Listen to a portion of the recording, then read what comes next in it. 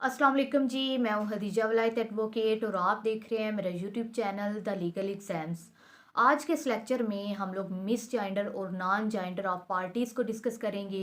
इसकी जो relevant provision है वो आर्डर 1 रूल 9 सीपीसी है। अब सबसे पहले मिस जेंडर का मीनिंग देखते हैं। मिस जेंडर का मीनिंग है मिस्टेकनली। जब प्लेंटिफ एक सूट फाइल करता है तो वो अगर प्लेंटिफ किसी ऐसे पर्सन को पार्टी बना लेता है, अपने सूट में किसी ऐसे पर्सन को अपने सूट में ऐड कर लेता है जिस पर्सन का उस सूट के साथ कोई लेना देना ही नहीं होता, तो वहाँ पे कहेंगे कि मिस जेंडर ऑफ पार्टीज हुआ है। अब फॉर एग्जांपल अगर कोई ऐसा पर्सन है जिसका सूट के साथ लेना देना नहीं है, लेकिन जब प्लेंटिफ ने सूट फाइल किया है तो उसने बाय मिस्टेक उस पार्टी को अगर ऐड कर लिया है तो वहाँ पे ये मिस जेंडर होगा। अब इसका इफ़ेक्ट देखते हैं कि मिस जेंडर ऑफ पार्टीज़ का इफ़ेक्ट क्या होता है। क्या प्लेंटिफ का सूट डिसमिस हो जाएगा अगर उसमें किसी ऐसे पर्सन को ऐड कर लिया गया है मिस्टेकनली जिसका उसके साथ कोई ताल्लुक ही नहीं है। तो यहाँ पे इसका मिस जेंडर ऑफ पार्टीज़ की वजह से इस सूट पे कोई भी इफ़ेक्ट नहीं पड़ेगा।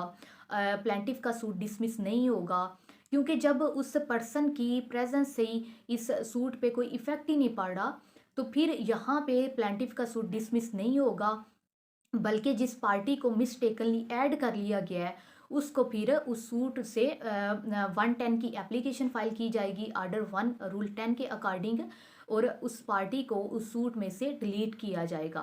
अब नॉन जेंडर ऑफ पार्टी को देखते हैं।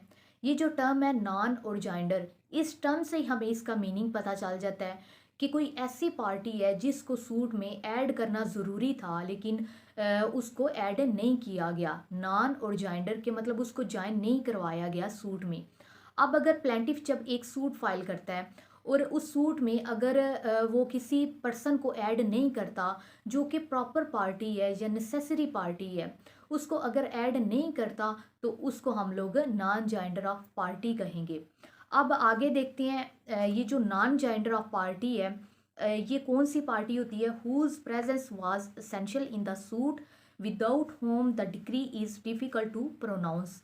तो जो नेसेसरी पार्टी या प्रॉपर पार्टी वो पार्टी होती है केस में जिस पार्टी की प्रेजेंस के बगैर कोर्ट जो है वो इफेक्टिव डिक्री पास नहीं कर सकती। तो अगर ये नेसेसरी पार्टी और प्रॉपर पार्टी को ऐड ही नहीं किया गया सूट में, तो फिर कोर्ट के लिए पॉसिबल नहीं है कि वो उस केस में एक इफेक्टिव डिग्री पास करे। उसके बाद इसका रिजल्ट क्या होगा कि अगर एक केस में नॉन जेंडर ऑफ पार्टी हुआ है तो उसका इफेक्ट क्या होगा। इफ़ द नेसेसरी और proper party is not present in the suit, it means the court is not able to pass any appropriate judgement. तो कोर्ट, ज़ाहिर सी बात है जैसे मैंने पहले बताया कि अगर जिस पार्टी की प्रेजेंस ज़रूरी है, असेंशियल है उस केस में, अगर वही पार्टी प्रेजेंट नहीं होगी तो कोर्ट फिर कैसे उस केस को डिसाइड कर सकती है। तो यहाँ पे 110 की एप्लीकेशन दी जाती है आर्डर 1 रूल 10 की, और ये जो नेसेसरी पार्टी या प्रॉपर पार्टी होती है उसको ऐड करवाया जाता है।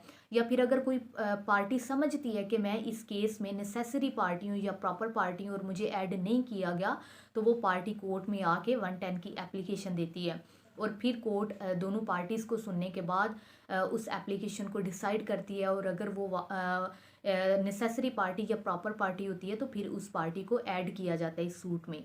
तो मिस जेंडर और नॉन जेंडर दोनों सूरतों में अगर मिस जेंडर हुआ है तो उस पार्टी को जिस पार्टी को मिस्टेकनली ऐड कर लिया गया उसको भी उस सूट से निकालने के लिए 110 की एप्लीकेशन दी जाती है, और उस पार्टी को डिलीट किया जाता है। और अगर नॉन जेंडर हुआ होता है तो फिर भी 110 की एप्लीकेशन दे के उस पार्टी को ऐड करवाया जाता है।